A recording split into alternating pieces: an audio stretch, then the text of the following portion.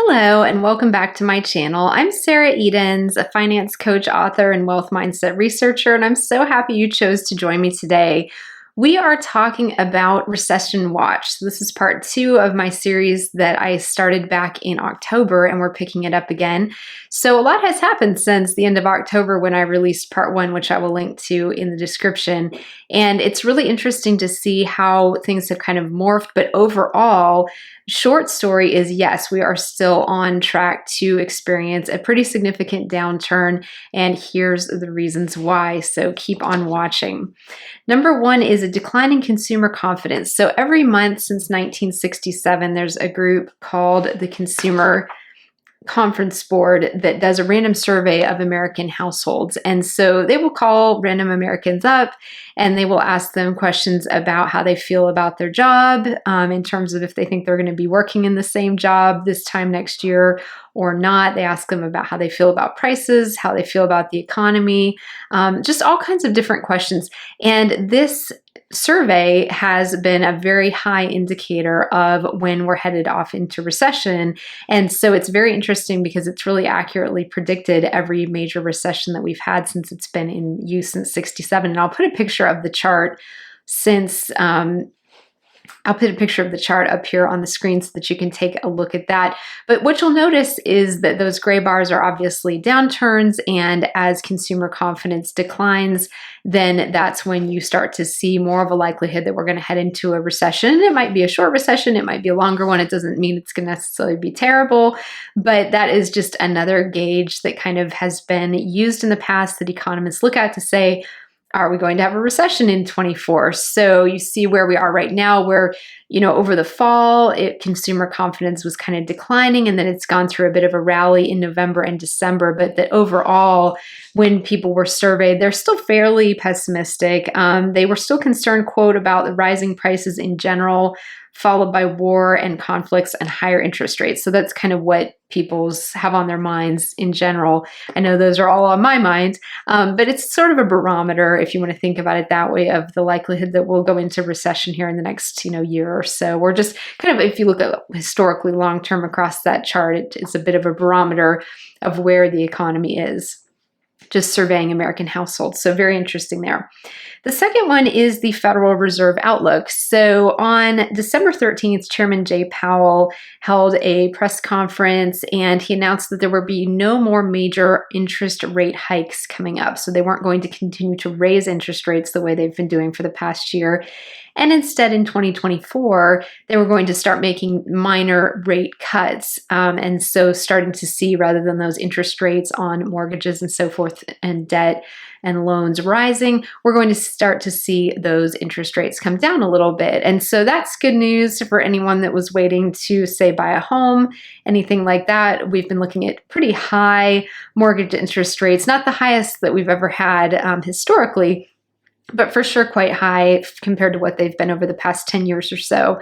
At about mortgage interest rates have been hanging out at around 7 to 8% over the past year with these interest rate hikes. So that was an interesting thing. Powell did note that they would continue to address these interest rate cuts meeting by meeting in their pursuit of the 2% inflation target that they have. We're not quite there yet. I want to say it's about 3.4%, and they're trying to get it to 2%. And that's what prompted these rate hikes that we've been doing over the past year, is because they wanted to get overall inflation numbers down. So those have come down pretty nicely. Responding to journalists' questions about a recession, Powell stated, quote, "I think there's always a probability that there will be a recession in the next year," which is 2024, "and it's a meaningful probability no matter what the economy is doing. So it's always a real possibility. I have always felt since the beginning that there was a possibility because of the unusual situation that the economy could cool off in a way that enabled inflation to come down without the kind of large job losses that have often been associated with high inflation and tightening cycles." That's what you hear them talk about when they talk about a soft landing for the economy. That's what he's talking about there, where you have inflation coming down but not have it hit the jobs market. So far, that's what we're seeing, says Powell. That's what many forecasters on and off the committee are seeing, of the Committee of the Federal Reserve. This result is not guaranteed. It is far too early to declare victory, and there are certainly risks. It's certainly possible that the economy will behave in an unexpected way. I mean, the economy often behaves in unexpected ways, right? It has done that repeatedly throughout the post-pandemic period. So I thought that was kind of an interesting statement from him, that he was so candid about kind of where we are and what we're looking at with the possibility of a recession, but he definitely has not ruled it out, although I will say it has definitely shaped up very differently from what most economists and people in the finance sector were thinking. So a lot of folks are looking right now at the great jobs numbers that we have right now, the low inflation, and they're like, there's not going to be a recession. What are you talking about?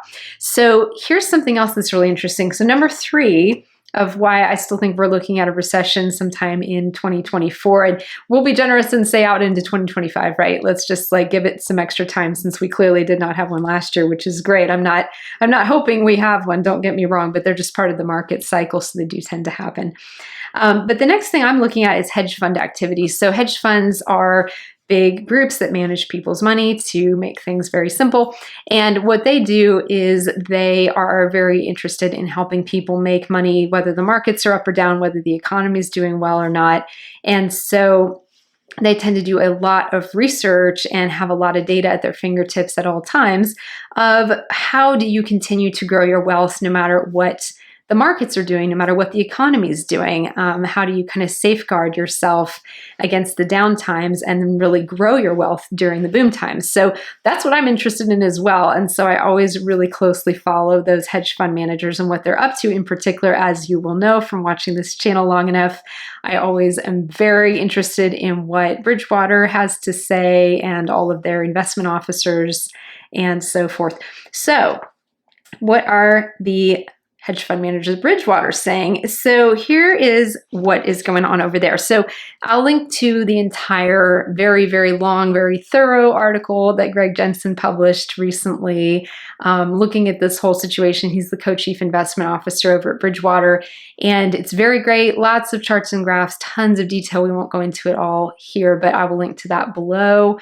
And what's really interesting is literally the day after I released my video about Recession Watch back in October, the day afterwards, Bridgewater released their statement and their synopsis of what was going on, which was just funny because I'd been recording that video and I said something like, oh, I wonder if Bridgewater is going to release a new statement, now that we haven't had a recession. So they did. And here's what they had to say. So it's really, really interesting. Basically, what Greg Jensen and several others co-published an article on November 8th, and they admitted that they did underestimate the overall resilience of the U.S. economy during 2022 to 23 in the face of the biggest fiscal tightening in over 40 years. And in all fairness, if things had proceeded the way they normally do historically, we would have seen a pretty decent sized recession with the inflationary cycle that we're in, with all of the steep rate hikes that we were seeing on mortgage interest rates and so forth. So we should have had a recession and we didn't. And so Greg is talking about why. So this is just a summary. Like I said, there's a lot more information in the description box if you want to look at his full piece on this. But Greg writes, quote, "The past 2 years have seen the largest monetary tightening since the Volcker era, which he's talking about Paul Volcker, who was the chairman of the Fed in the late 70s and early 80s, as measured by the speed and the degree of rate hikes and quantitative tightening. But while the normal economic linkage of monetary tightening causing a collapse in private sector credit growth did play out, economic growth has held up in a way that is atypical." Atypical being the operative word here, because that's what we're seeing is an atypical market cycle. So don't buy into all the stuff that's saying, oh, there's not going to be any recession. Like, we definitely are going to have one. It's just the markets are behaving atypically. So different from normal, different from typical. So that's what's going on here. So Greg continues here in his article. He says, when we dissect the reasons that growth remains strong in 2023, right, despite the tightening and decline in credit creation, they look to be fading.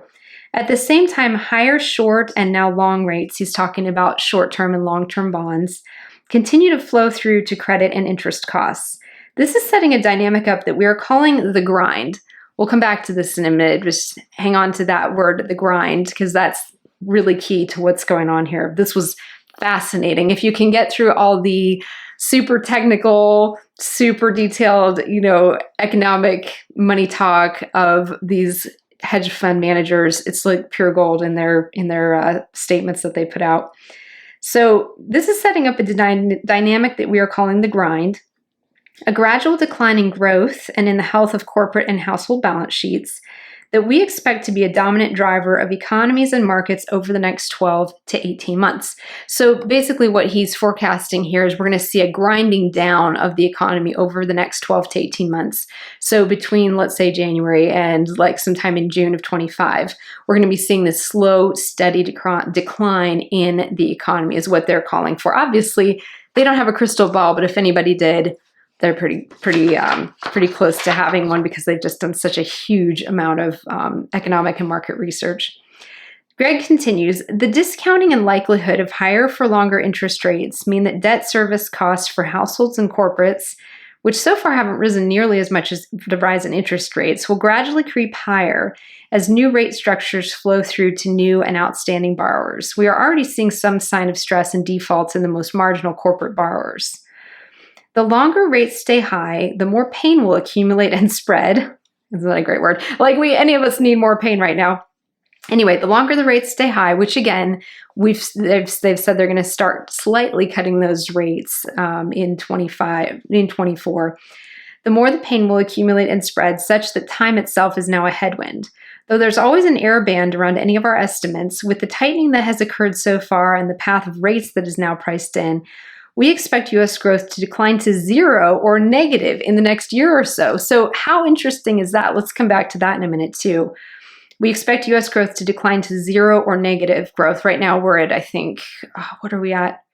I've got a chart in one of my videos that I just talked about this. I want to say it's we're right around like 3% growth for the year. Don't quote me on that. I will put it on screen when I look up and see where we are right now for GDP output right now. But we're clearly not at zero or negative. This scenario and the associated hit to corporate margins doesn't look priced into U.S. equities, which are pricing in modest growth and are offering little risk premium over cash or bonds to compensate for the range of likely outcomes. So anyway, the two most important takeaways for me, at least from this, and you may be taking away some other things, which is great. Let me know in the comments kind of what was resonating with you most there. And again, pull up the whole thing from Bridgewater if you really want the full scoop on this.